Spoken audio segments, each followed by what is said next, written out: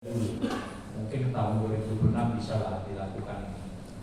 Nah itu, karena kalau mau membuat bagus suatu konten, soundnya harus soundnya harus dikemas, harus dipilih dan sebagainya dari awal. Insting kita juga untuk mendengar mana musik yang cocok, lalu bunyi apa yang cocok dan sebagainya. Jadi misalnya Bapak Ibu jangan berpikir bahwa misalnya kalau di radio ya, dulu misalnya suara kuda kalau di radio, jangan Bapak Ibu berpikir bahwa itu suara kuda asli atau apa, bukan. Itu kadang-kadang mulut juga ya. Nah, misalnya begitu kan. Nah, lalu ada yang pukul-pukul di sini bikin ribut sedikit kayak hembusan angin begitu, atau gesek-gesek apa ya gitu. Jadi saya itu 1 tahun di studio Sanggar TV itu belajar untuk itu, tapi sekaligus saya waktu itu menjadi yang mengawasi penggunaan studio. Nah di situ saya belajar banyak hal, piringan dulu kami masih pakai piringan hitam itu ya, yang besar-besar. Sebetulnya kalau dari sisi separasi bunyi, artinya jenis bunyi itu jauh lebih bagus daripada yang digital. Karena digital ini kurang jelas jenis-jenis suara yang terekam yang tercampur di situ. Nah, saya 1 tahun di situ belajar hanya untuk membedakan suara-suara saja, Bapak Ibu. Nah itu sebetulnya. Tapi untuk kita tidak perlu. Yang penting kita tahu dasar-dasarnya dan sebagainya bisa digunakan dengan baik. Lalu bagaimana misalnya untuk bikin podcast? Berarti skripnya lebih pada soal seperti wawancara, lebih pada temanya yang diutamakan. Artinya menyangkut tema ini, berarti ini pertanyaannya ini apa. Lalu di mana nanti selingannya di mana dan sebagainya ditentukan. Lalu musiknya apa yang cocok untuk misalnya openingnya apa, lalu interlude-nya apa gitu. Nah itu kami waktu itu sudah coba bikin. Mudah-mudahan nanti berikutnya ini dilanjutkan ya, artinya ini terus dilakukan, kegiatannya dilaksanakan. Lalu kemudian pengenalan tugas penyuluh non-PNS, yaitu pelaporan melalui SIP 2K. Nah, pemantauan kerja penyuluh non-PNS dan bagaimana kelompok sasaran penyuluhan itu dibina, itu kami pantau lewat SIP 2K, Bapak Ibu. Nah, ini lalu kemudian pengelolaan pengembangan kompetensi. Nah, kalau ini pemutahiran kemampuan mengembangkan bentuk-bentuk penyuluhan.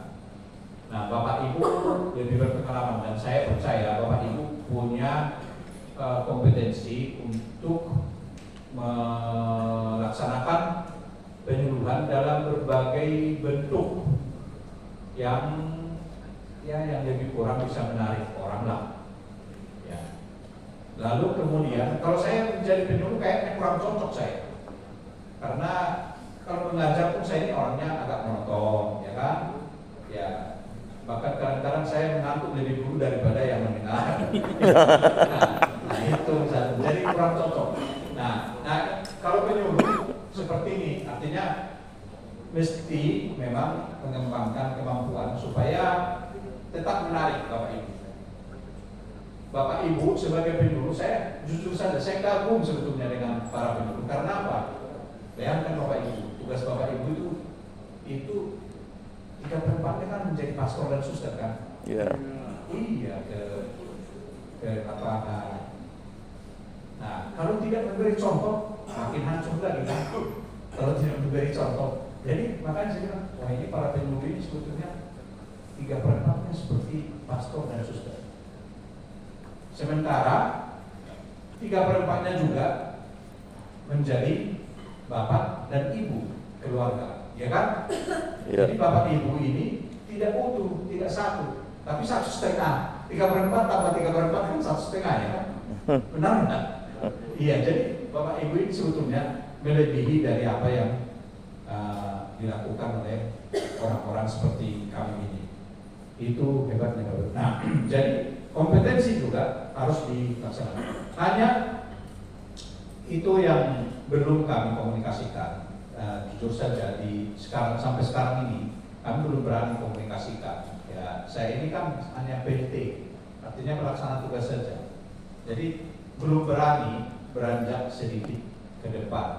Itu harus komunikasikan dengan kepegawaian. Lalu misalnya harus dilihat ini bentuk pengembangan kompetensi mana yang lebih cocok kepada penyuluh non PNS misalnya, lalu kepada penyuluh yang PNS seperti apa. Karena ini akan berdampak pada kinerjanya, juga pada karirnya penyuluh.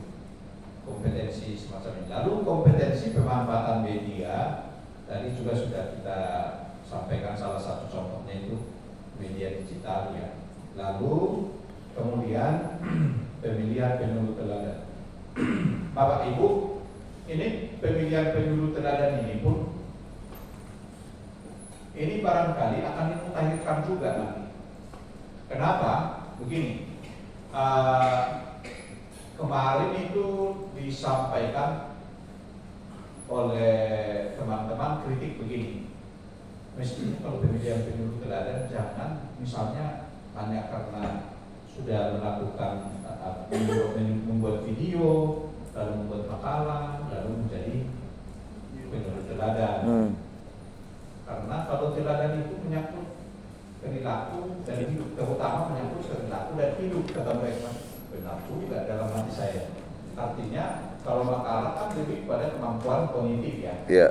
Nah, juga soal konten video itu lebih ke kreativitas dari penyuluh.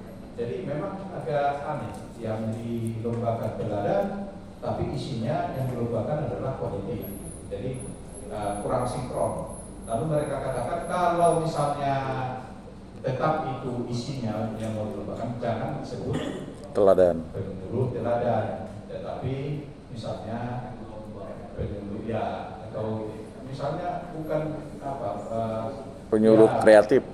penyuluh kreatif misalnya itu yang lebih cocok namanya. Nah, ini lagi kami evaluasi juga. Kami tahun ini diminta habis nanti pelaksanaan pemilihan penyuluh teladan, kami diminta untuk mengevaluasi itu. Nah, termasuk soal nama juga, nama kegiatannya penyuluh teladan itu. Mungkin lebih pada penyuluh kreatif atau perlombaan kreativitas penyuluh misalnya. Nah, itu. Jadi itu Bapak Ibu mengenai pengelolaan pengembangan kompetensi. Lalu pengelolaan pola karir. Sampai sekarang saya tidak tahu. Di sini sudah ada nggak yang penyuluh media? Pak Bona. Ada. Pak Bona. Satu ya. 2, 3 Tiga. di Kalbar. Kalbar 3 orang. Kalbar 3 orang.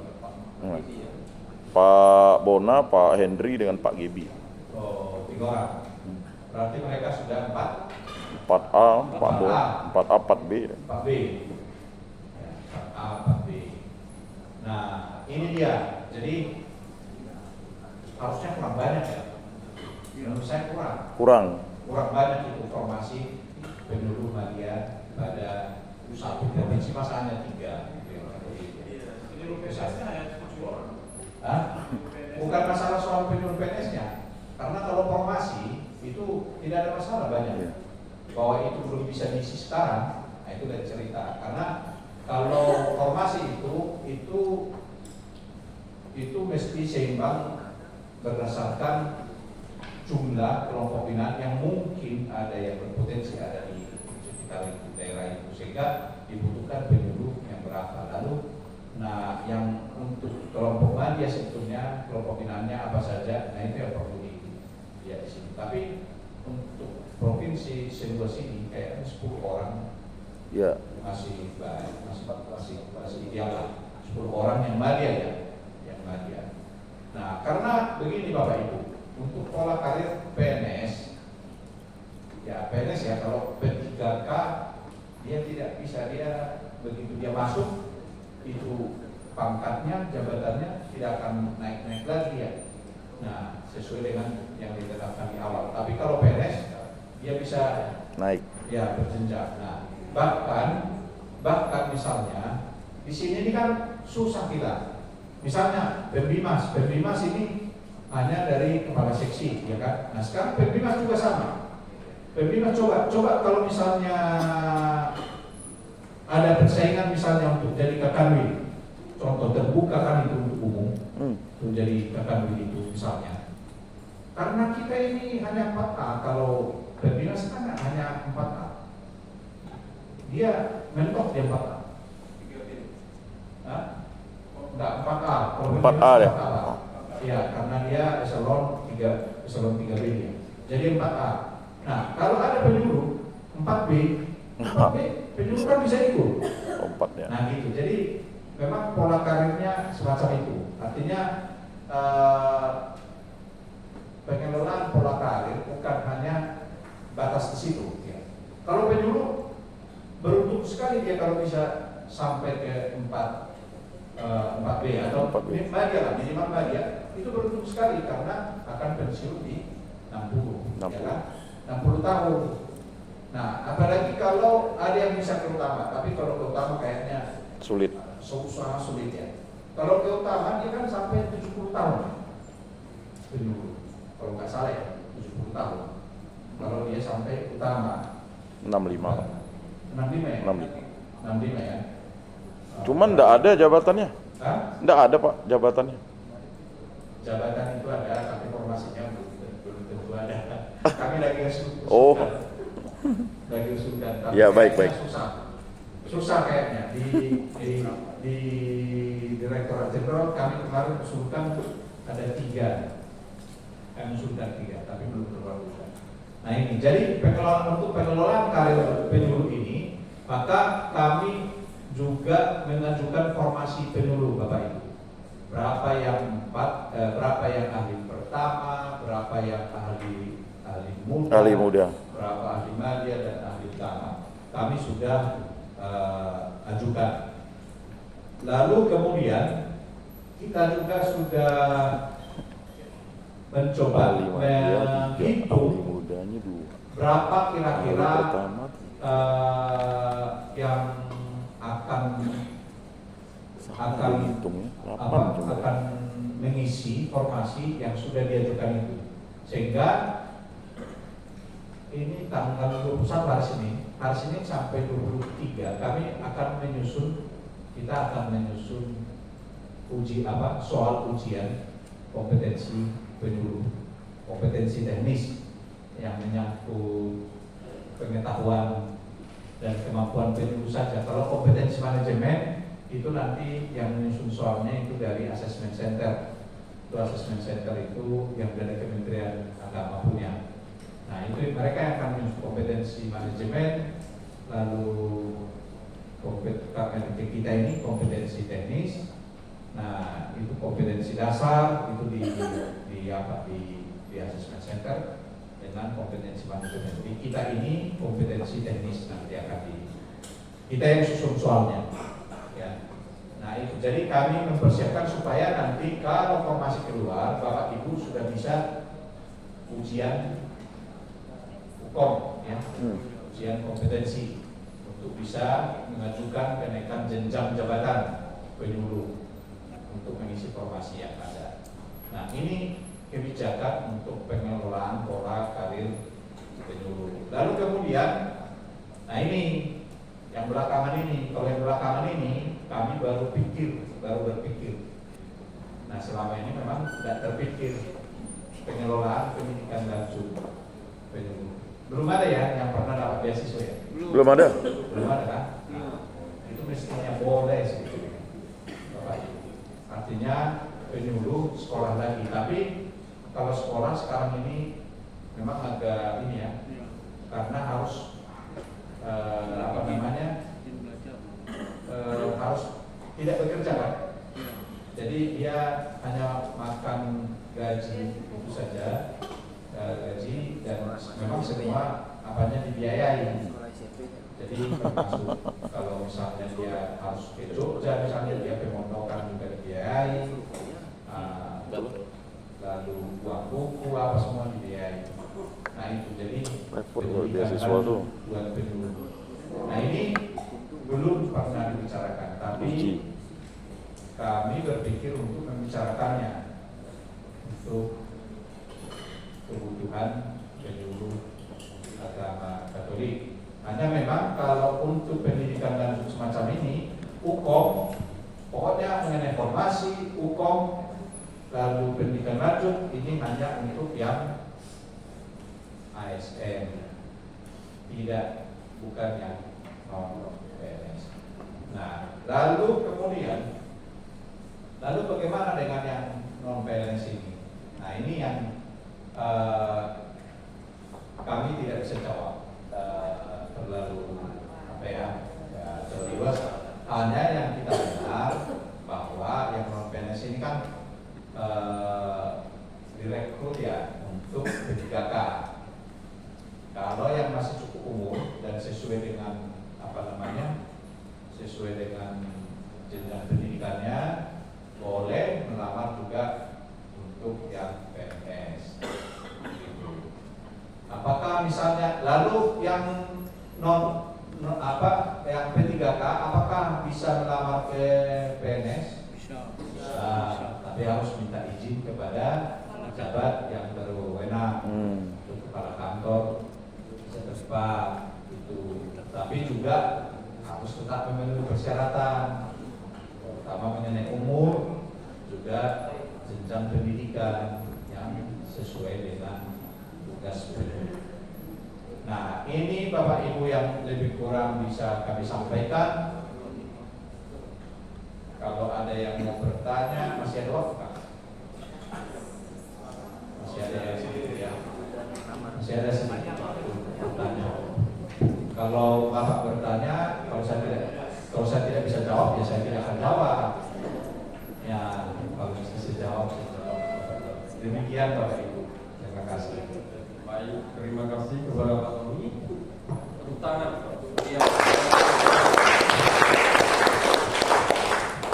Karena kami dari depan ini sudah beberapa orang yang mulai menakut-nakuti kami. Tahu menakut-nakuti mulai.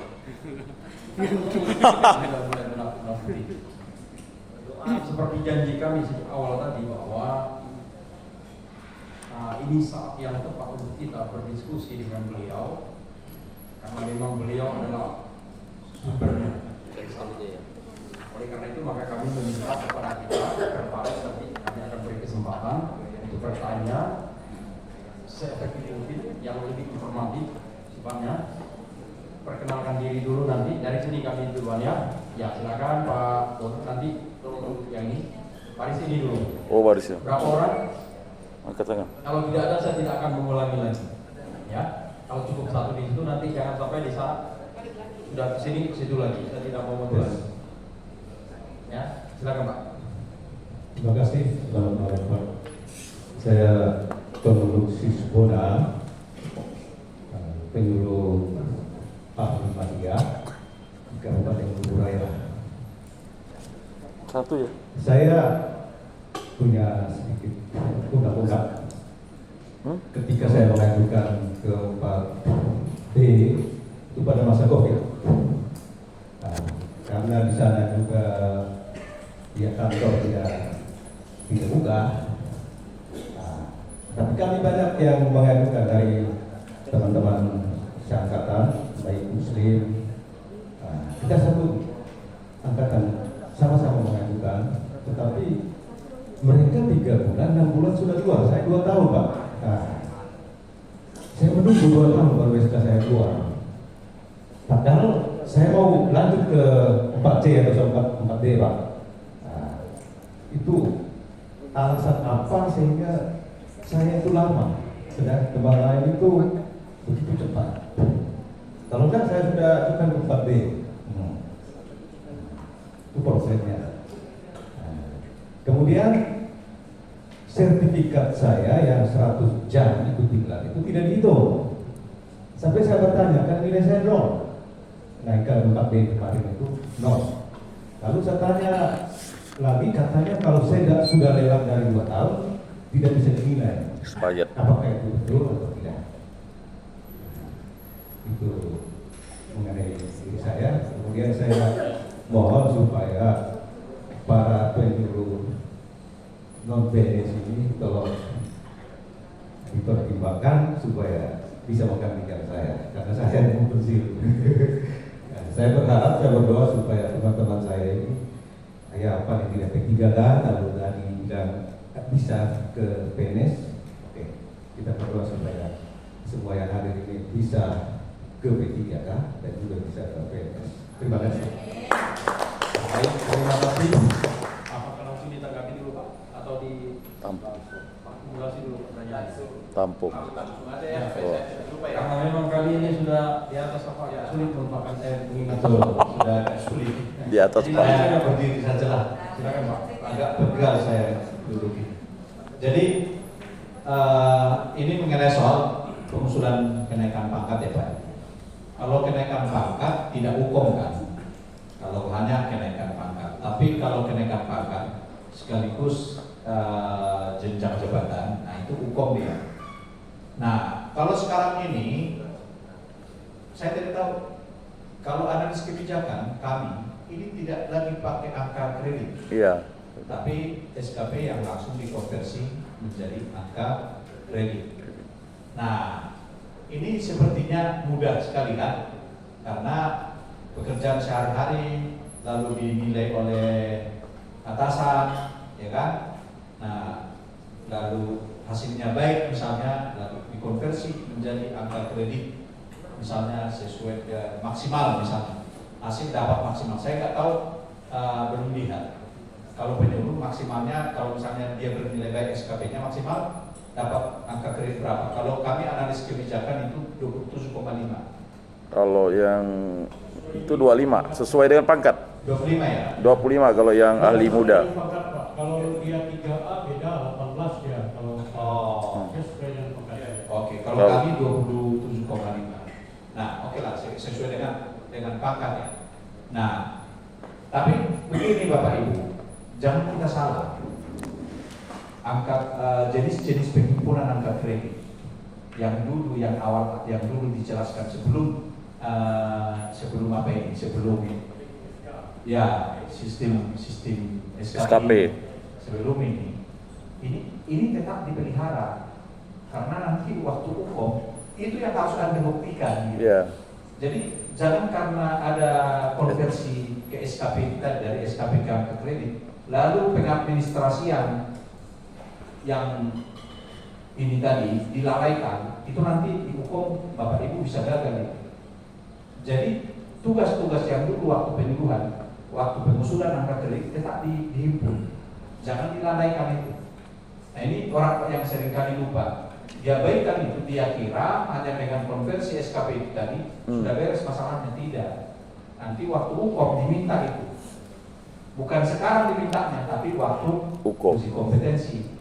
Sama dengan kami misalnya, kami ini meskipun SKP bernilai baik dan sebagainya, ketika hukum misalnya ditanya mana hasil dari pekerjaan, misalnya kami kan hasil kami kan misalnya yang analis kebijakan itu adalah polisi brief misalnya, atau polisi paper atau telaah, mana coba sini. Kalau kami tidak laksanakan itu, tidak bikin juga tugas itu, meskipun SKP kami bernilai baik, gagal juga hukumnya nanti. Artinya gagal juga naik pangkatnya. Nah itu dulu, itu prinsip yang harus ingat. Jadi pengadministrasian tugas Bapak Ibu dalam melaksanakan penyuluhan jangan dilalaikan, tetap dipelihara seperti pada waktu Bapak Ibu masih zaman penghimpunan angka kredit. Lalu tetap apakah misalnya seminar, sertifikat, apakah masih perlu? Tetap perlu Bapak Ibu. Jangan dihilangkan. Jangan diabaikan karena sekarang SKP dikonversi, jangan langsung dibuang begitu saja. Itu tetap perlu nanti waktu hukum dan sebagainya, pembuktian itu pasti ada. Nah memang kalau hanya naik pangkat itu tidak akan ditanya karena berkas-berkas itu tidak akan diminta. Beda kalau waktu zaman masih angka kredit, ya tidak ditanya meskipun dia naik jabatan, hanya naik pangkat. Ya tetap, tapi kalau untuk yang sekarang itu nggak ditanya lagi, memang hanya konversi SKP saja. Nah itu. Nah lalu bagaimana misalnya pertanyaan Bapak, teman saya yang sudah 3 bulan, saya kan 2 tahun misalnya bilang begitu. Nah begini sebetulnya ada memang yang unik di Kementerian Agama ini Bapak Ibu. Bapak Ibu itu bukan pegawai Direktorat Jenderal Pembinaan Masyarakat Katolik. Percaya tidak? Ya. Percaya kan? Bukan pegawai Direktorat Jenderal Bimbingan Masyarakat Katolik. Dari sisi administrasi kepegawaian ya. Pegawai Kemenang. Ini yang mau saya jelaskan dulu. Supaya nanti komplainnya kita seimbang. Artinya tidak menekan hanya ke Direktorat Jenderal Bimbingan Masyarakat Katolik. Nah, tapi apakah ada tugas Direktorat Jenderal Bimbingan Masyarakat Katolik terhadap Bapak Ibu? Ada tanggung jawabnya. Tetapi tidak sepenuhnya tanggung jawab Direktorat Jenderal Bimbingan Masyarakat Katolik. Yang lebih bertanggung jawab kepada Bapak Ibu siapa? Adalah Sekretariat Jenderal. Sekretariat Jenderal Kementerian Agama, Kanwil, juga Kepala Kantor, Pegawaian Kementerian Kabupaten Kota. Nah, tugas kami apa? Tugas kami adalah mengawal supaya itu dikerjakan dengan baik. Itu sebetulnya. Karena Bapak Ibu tidak berada di bawah Direktorat Jenderal Bimbingan Masyarakat Katolik, hanya melaksanakan tugas dari Direktorat Jenderal Bimbingan Masyarakat Katolik. Jadi Bapak Ibu ini berada pada dua organisasi. Kami ini adalah organisasi pembina teknis, ya, pembina teknis Bapak Ibu. Artinya kami membina Bapak Ibu untuk pelaksanaan tugasnya. Tapi untuk pembinaan karir dan pembinaan pembinaan administratifnya berada di Sekretariat Jenderal. Itu dulu dipahami. Sehingga ketika ada kegagalan begitu, kami tidak serta-merta bisa memperbaiki. Supaya Bapak Ibu bisa pahami posisi Direktorat Jenderalnya. Jadi tidak serta-merta kami bisa masuk untuk memperbaiki itu. Kami hanya bisa mendampingi Bapak Ibu, mengambil keputusan yang mengambil kebijakan terhadap kenaikan pangkat, administrasi pegawai dan sebagainya. Bagi Bapak Ibu adalah Sekretariat Jenderal. Tapi apakah kami bisa pantau? Bisa. Nah itu. Nah kalau umumnya begini, umumnya kami tidak tahu bahwa ada pengajuan atau pengusulan kenaikan pangkat dari daerah. Kami tidak tahu itu, karena kami tidak hampir jarang kami diberi tembusan itu. Ya, dari Pak Yuniadi tahu, yang waktu itu Bapak. Ya, tapi mungkin tentang Bapak mungkin tahu, tapi bagi pegawai yang lain belum tentu. Jadi tidak semua Pak. Kalau Bapak mungkin karena beri tembusan ke Direktorat Jenderal Bimbingan Masyarakat Katolik, tapi tidak semua membuat surat tembusan pengajuan semacam itu, supaya bisa kami pantau memang. Tapi karena saya ini ada 5 tahun ya, 5 tahun saya di kepegawaian. Saya 5 tahun di kepegawaian, hampir tidak ada tembusan ke kami dari dulu, dari sejak saya pegawai 2003.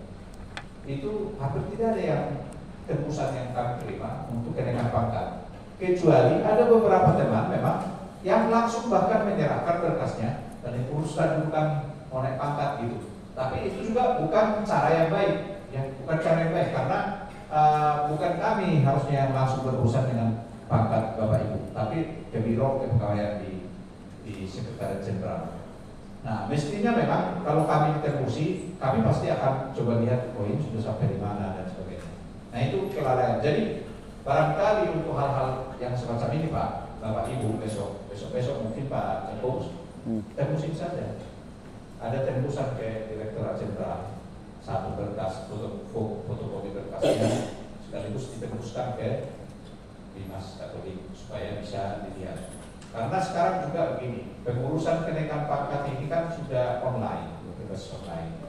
Jadi kami tidak punya akses sekarang ini di kepegawaian itu. Artinya kami tidak ada notifikasi pemberitahuan ke kami kalau melalui aplikasinya bahwa ada pengajuan pengusulan kenaikan pangkat dari daerah. Kami tidak ada karena kami tidak ada hubungannya dengan pegawai di Kanwil itu. Tapi kalau pegawai di Mas Katolik, notifikasi apakah ada? Ada. Kalau ke kami ada. Jadi kalau pegawai di pusat itu yang seperti saya mau kenaikan pangkat dan sebagainya sudah diajukan misalnya Begitu ada pengajuan, notifikasinya langsung muncul di aplikasi di sini. Tapi kalau yang dari kami tidak. Nah itu bedanya. Maka kalau diberi tembusan, nah kita bisa cek. Nah notifikasinya apa? Tembusan itu aja notifikasinya. Kira-kira gitu. Jadi kami bisa cek itu lewat aplikasi itu, diketikkan nomor apa karpet atau apa itu diketikkan, nah itu akan muncul nanti sudah sampai di mana. Bisa dipantau memang. Begitu Bapak penjelasan mengenai itu ya. Begitu kira-kira kalau mengenai kenaikan pangkat.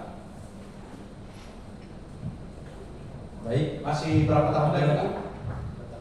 2 tahun. Aturannya masih sempat sekali ya. Yang dari non ASN, Baik, silakan. Izin pertanyaan Pak dari penyuluh non ASN. Perkenalkan nama saya Francisco Sapirus Wedi dari